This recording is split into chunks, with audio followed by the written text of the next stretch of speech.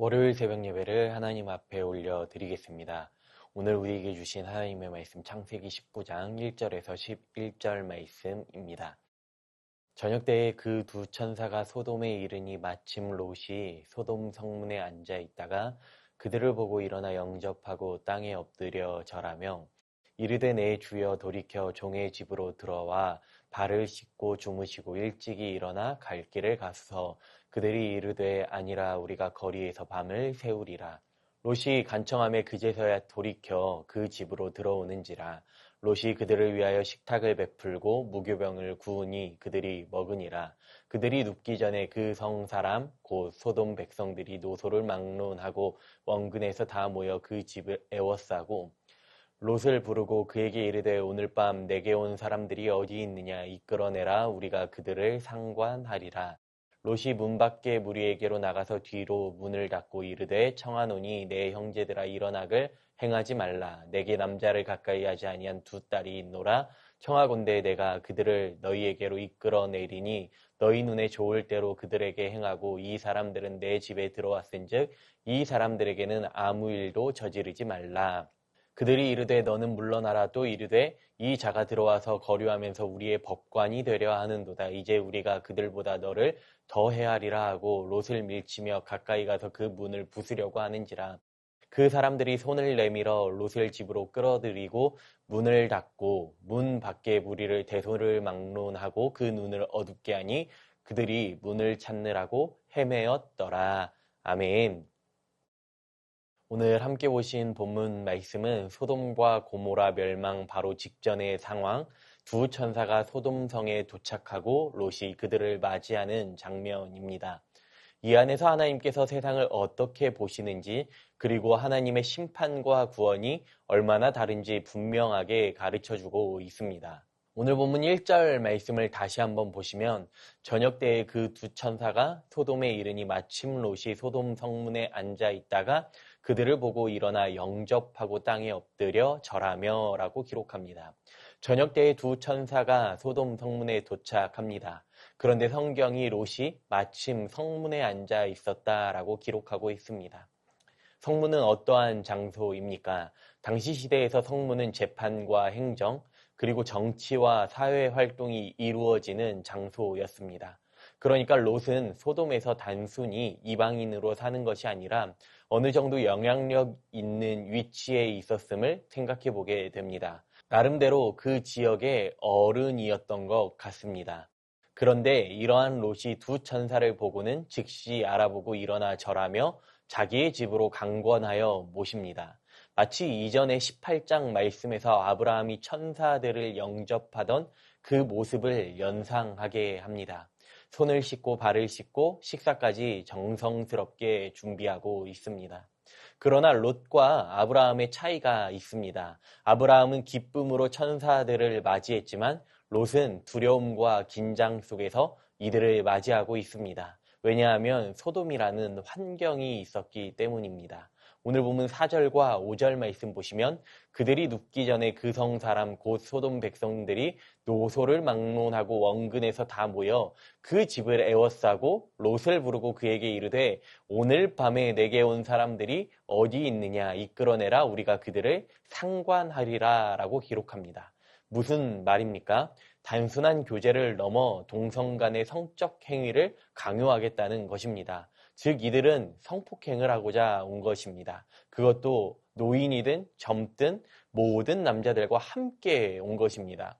참으로 비참한 현실입니다. 소돔의 비참한 모습입니다.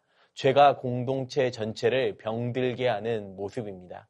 죄는 개인의 문제이기도 하겠지만 무엇보다 사회와 문화 전체를 타락시킵니다. 하나님의 심판은 그냥 임하지 않습니다. 이미 오래전부터 경고하셨고 그 죄가 차고 넘친 결과로 이 도시가 심판을 맞이하게 되는 것입니다. 사실 우리의 시대는 어떠한 모습입니까? 죄에 대해 민감함이 사라지는 시대에 오히려 그것을 당연하게 여기고 오히려 죄를 포장하고 죄를 자랑하기까지 합니다. 오늘 우리 시대를 보고 하나님은 무엇이라고 말씀하실까요? 죄에 대해 민감해야 하고 말씀 앞에 깨어 있어야 합니다. 롯은 문을 닫고 밖으로 나가서 무리들을 막고자 했습니다. 더 이상 악을 행하지 말라고 롯이 막아서는 것이죠. 그런데 8절 말씀 보시면 내게 남자를 가까이 하지 않은 두 딸이 있노라. 청하건대 내가 그들을 너희에게 이끌어내리니 너희 눈에 좋을 대로 그들에게 행하고 이 사람들은 내 집에 들어왔은즉 이 사람들에게는 아무 일도 저지르지 말라라고 롯이 말합니다.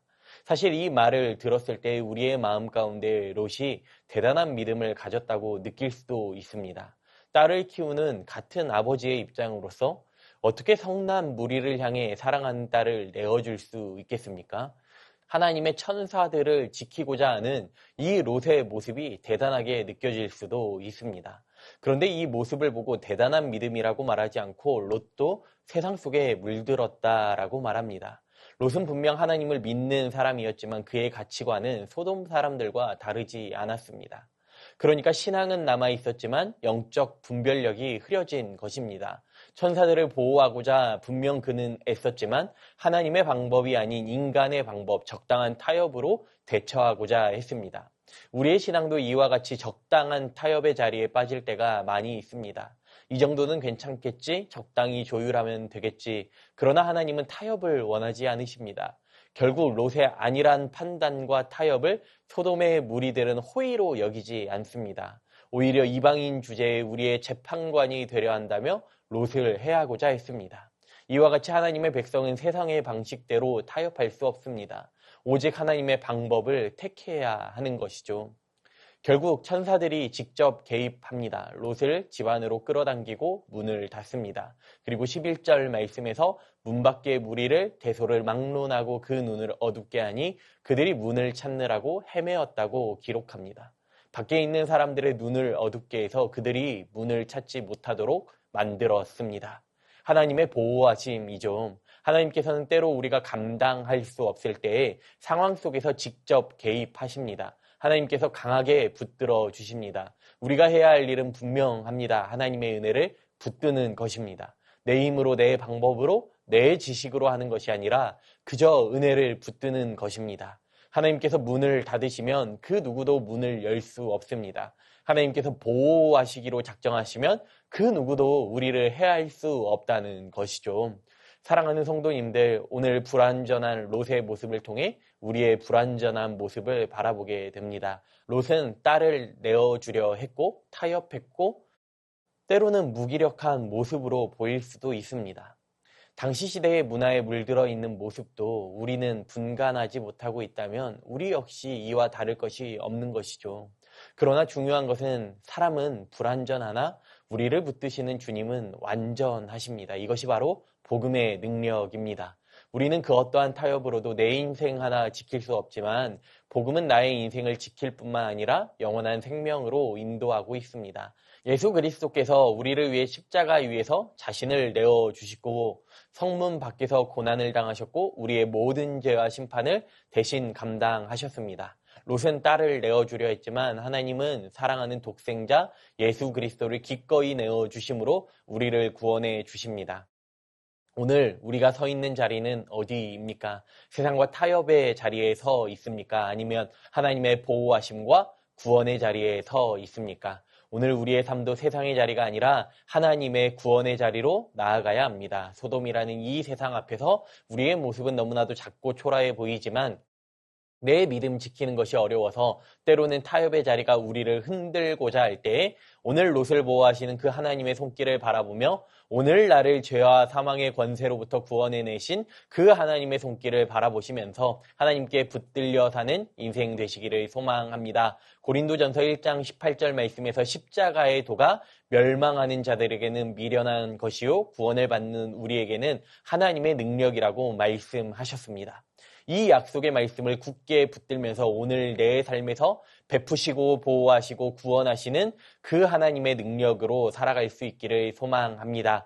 우리가 믿음을 지키고자 할 때, 우리가 신앙의 자리를 지키고자 몸부림칠 때에 주님은 더 큰 은혜로 우리를 보호하실 줄로 믿습니다. 세상과 적당히 타협하는 인생이 아니라 주님을 붙들고 승리하는 삶을 살아가기를 이 시간 간절히 소망합니다. 주신 말씀 기억하며 함께 기도합니다. 타협의 자리가 아닌 믿음의 자리를 선택하게 하여 주시옵소서. 불완전한 우리를 붙드시는 그 하나님의 은혜를 신뢰하게 하시고 십자가의 복음을 붙들고 담대하게 살아갈 수 있게 하여 주시옵소서. 주신 말씀 기억하며 기도합니다.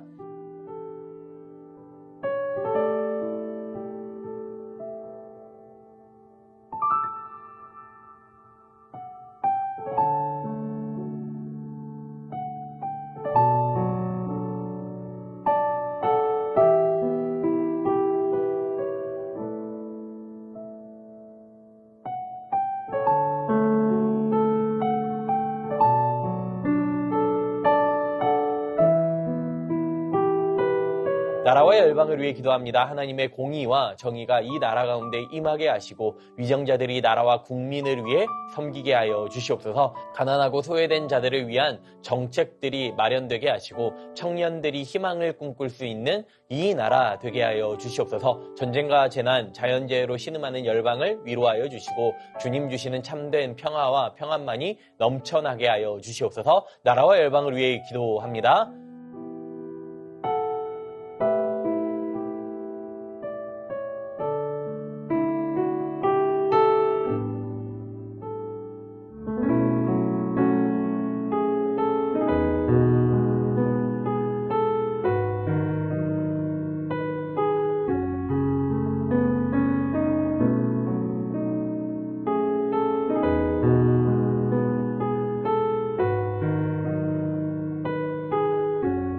교회를 위해 기도합니다. 성령께서 이끄시는 대로 살아가며 성령의 열매를 맺어가는 새순교회 되게 하여 주시옵소서. 무엇보다 이번 한 주 충성의 열매를 삶에서 신실하게 이루어가게 하여 주시옵소서. 유치, 유년, 초등, 겨울 성경학교 위에 크신 은혜로 함께 하시고 섬기는 모든 손길 위에 주님의 마음을 더하여 주시옵소서. 다임 목사님 성령 충만하게 하시고 세임과 능력과 지혜를 더하여 주시라고 이 시간 교회를 위해 함께 기도합니다.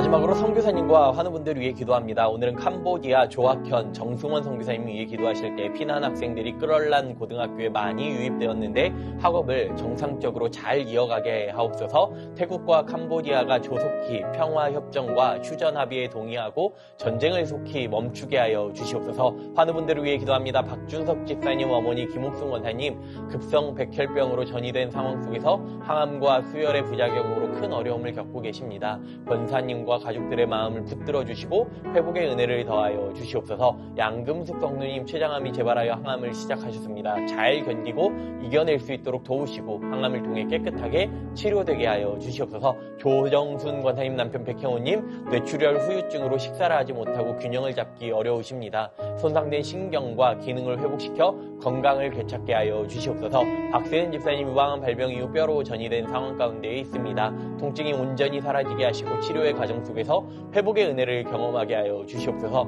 권호승 원사님 진행 중인 항암 치료가 계속 효과를 나타내게 하시고 암세포가 온전히 사라져 면역력도 증가하여 모든 치료를 잘 감당할 수 있게 하여 주시옵소서. 요성빈 형제님 크론병으로 8주에 한번 주사에 치료받고 있습니다.